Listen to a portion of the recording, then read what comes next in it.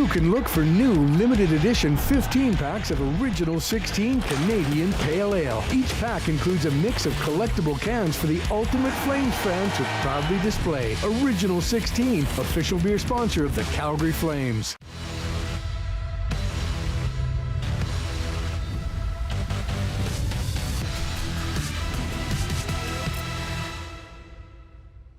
Welcome inside Flames Postgame Live, brought to you by Original 16. Brendan Parker alongside Ryan Dittrick here tonight. It is a quick one game at home for the Calgary Flames and then back out on the road. One home game sandwich between 4 road games, and tonight was an absolute thriller, although I guess we shouldn't be surprised given the fact that the previous 2 games between these 2 teams produced no shortage of entertainment, and that was definitely the situation tonight. 6-5 the final. The Dallas Stars end up winning this game in overtime, and kind of a scoreline we've seen not only once before, but all of them have been around that mark. 6-5, 5-4, and now 6-5 tonight. Only difference tonight is that it is the Dallas Stars that pick up the victory. So the road team wins all 3 games in this head-to-head series. What'd you make of tonight and the way it unfolded? Yeah, as you mentioned, well, 80 is night at the Dome too, so I guess fitting that the goals were piling up, that's for sure.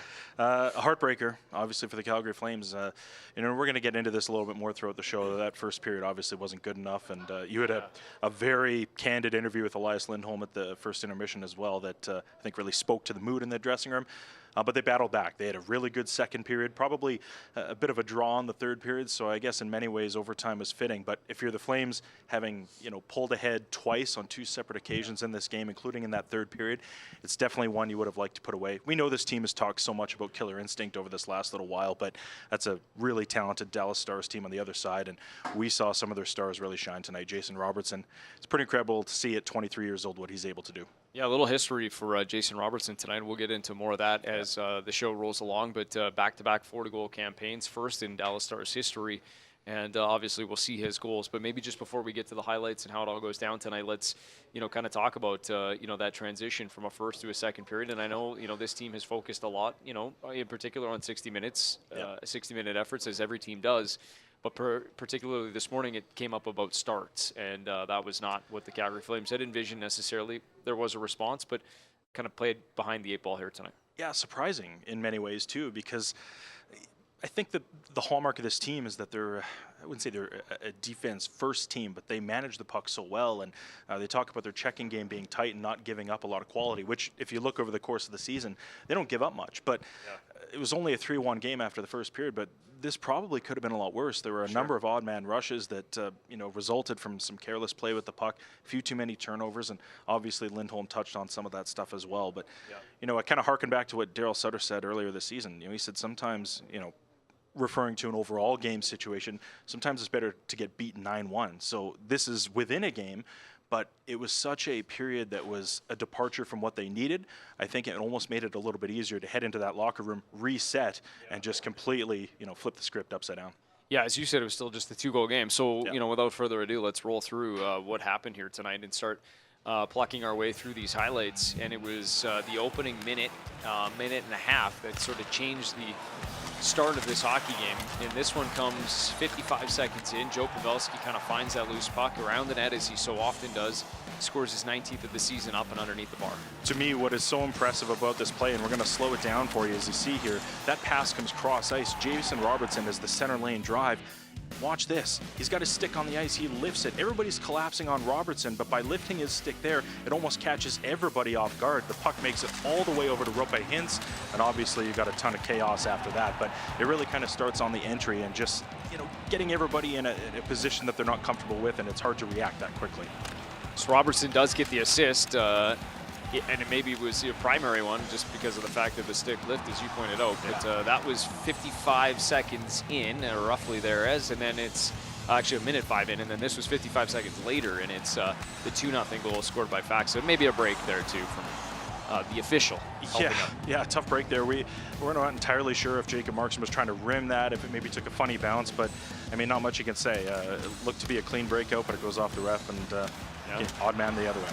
But there was a quick response shortly thereafter. In fact, just a little over a minute later, Elias Lindholm scores his milestone 20th goal of the season, and it comes on the rebound from Andrew Mangiapane's shot.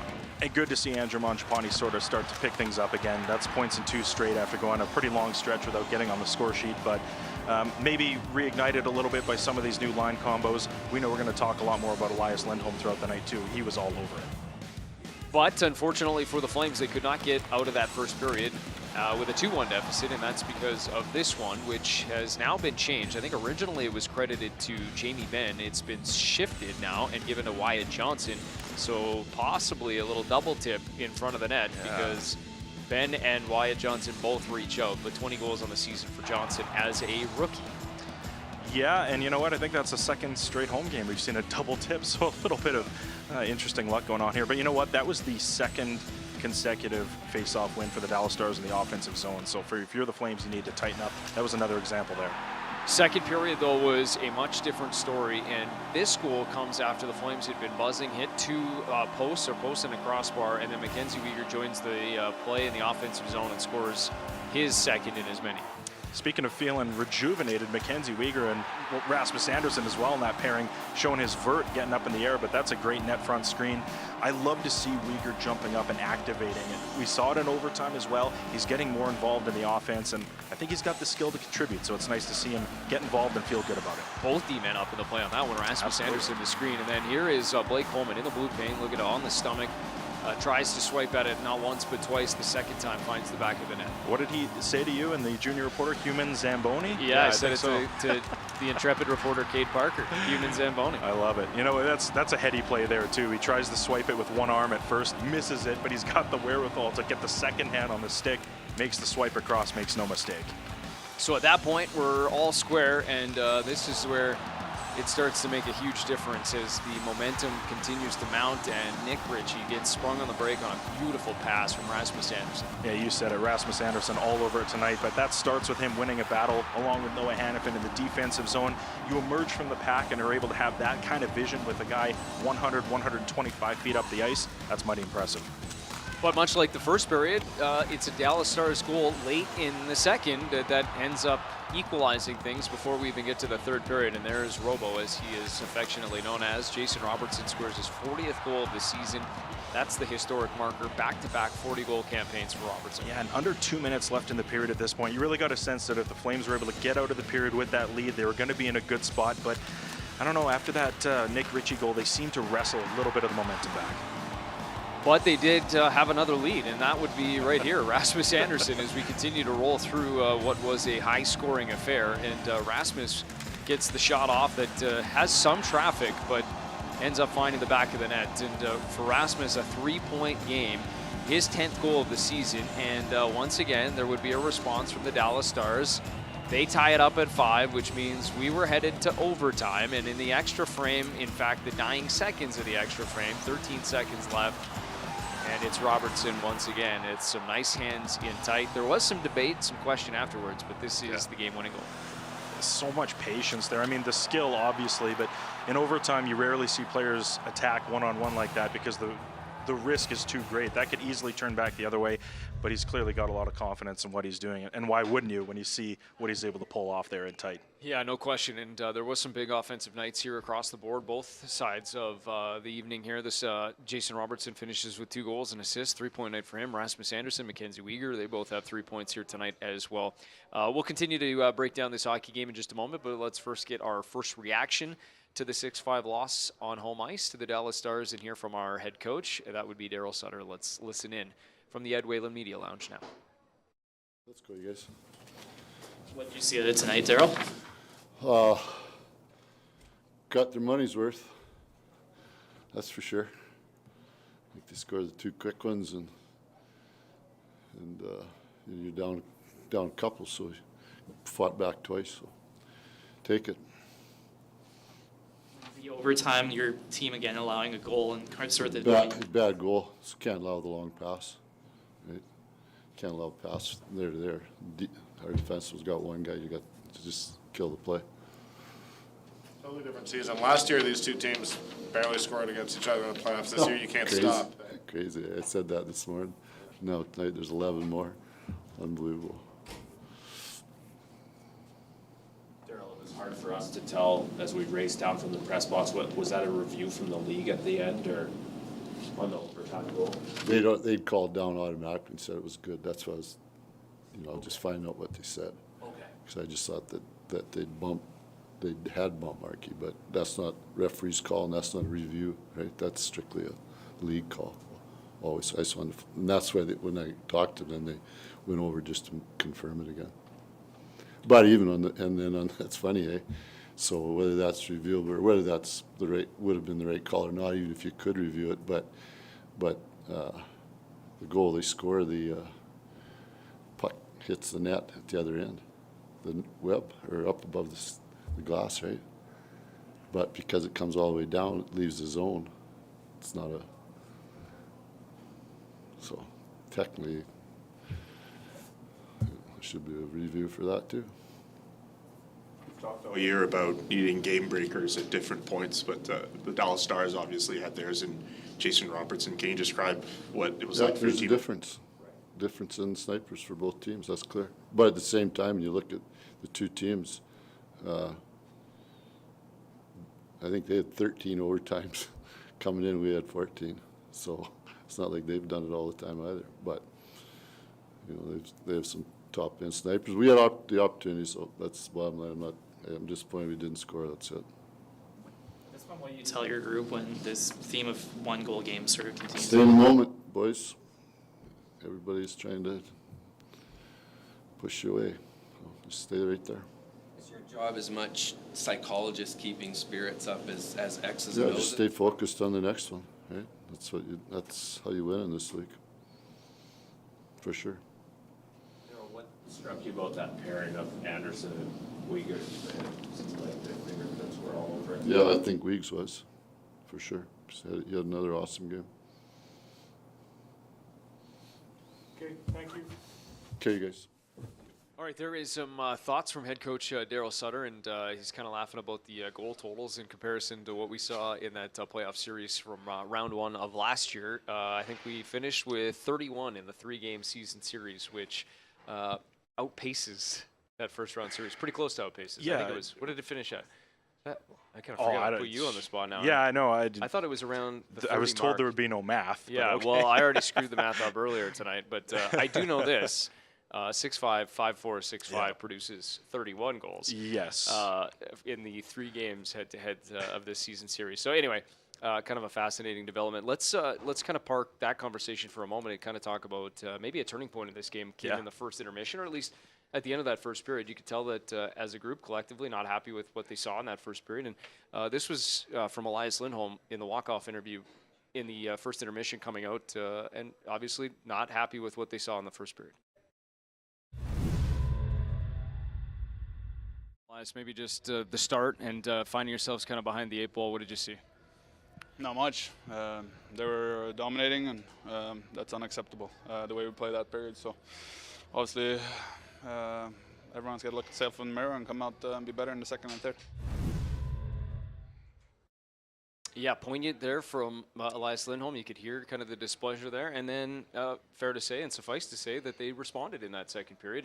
And it was not for a lack of chances. I think they had one post in the first, but it was a flurry of posts and opportunities that kind of sprung some of that momentum toward Calgary.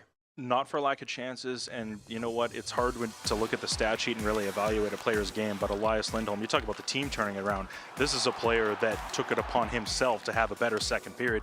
Finishes the night with almost 21 minutes. That's huge for a forward. 3 shots on net, not including the post, which we're going to see here as well.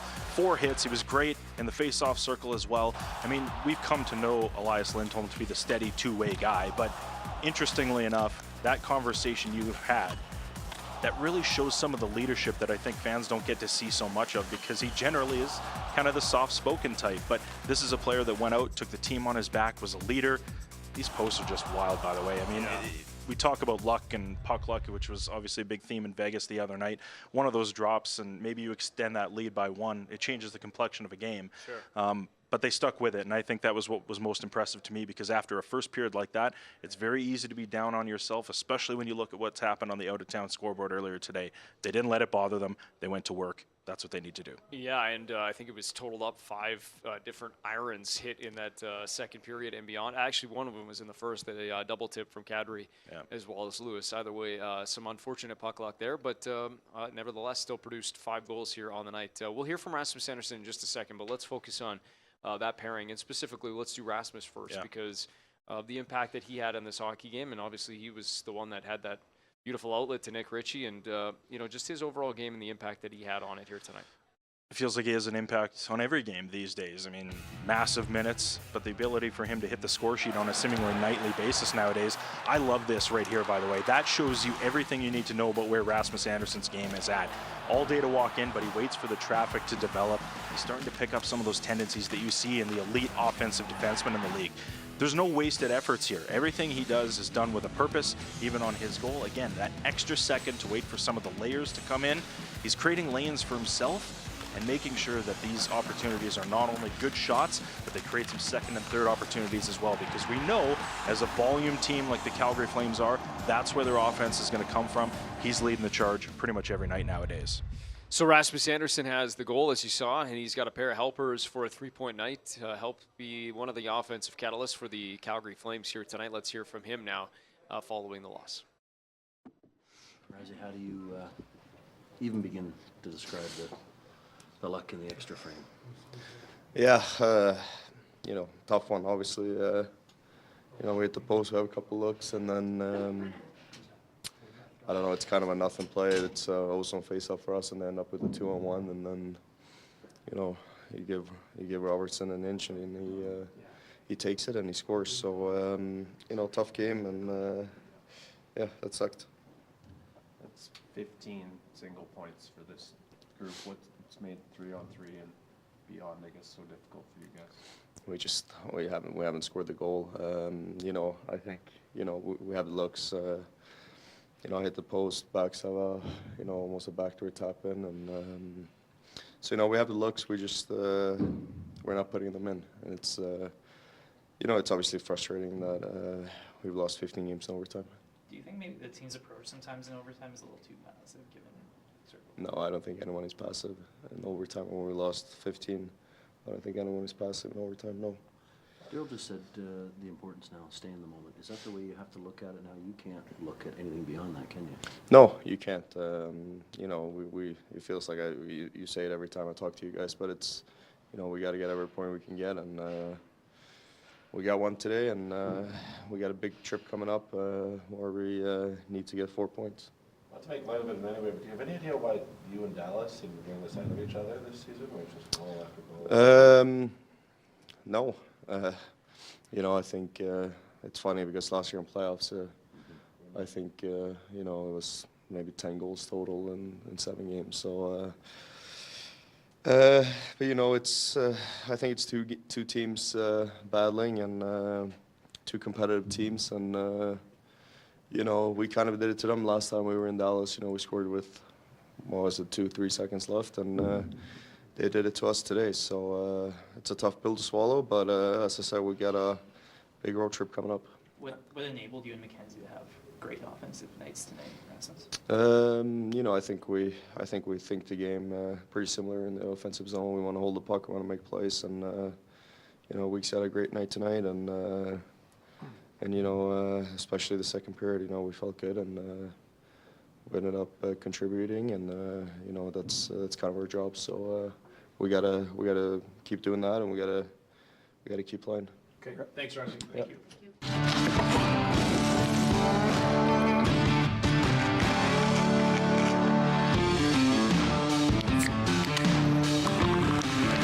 Original 16, a great way to celebrate things done well.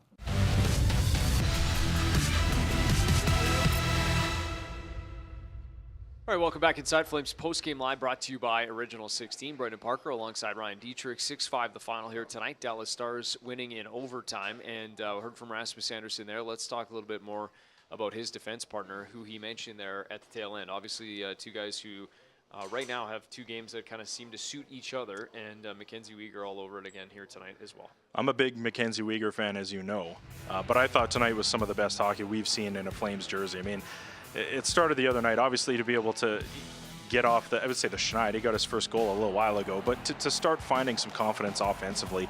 So the other night, what did he call that one? His dipperoo? That was the dipperoo, yeah. Yeah, 45 miles an hour. But this one, maybe a little bit more steam on it. What did he call that one? Buffaroony. Two of the best descriptions of shots I've ever heard. Find a new thesaurus here for Calgary Flames hockey. Nevertheless, Mackenzie Weegar looks really good right now. And I think, you mentioned the pairing with Rasmus Andersson. Weegar, no stranger to playing on the left side despite being a right-handed shot, but I think Rasmus provides a little bit of a safety blanket for him. We know Rasmus is such a sound defensive player that obviously does contribute on the offensive side too, but we saw it throughout the night how Mackenzie was able to step up and get involved offensively, maybe not worry so much about what's happening behind him, just activate, give himself opportunities, and when he's moving his feet, he's so effective for this team. We saw it in overtime as well, and he hasn't been given a ton of opportunity in overtime this year, so it's going to be interesting if these opportunities keep developing over this last little stretch here, if he's still one of the go-to guys. Yeah, and it's funny, talking about guys jumping up. Both of them in there.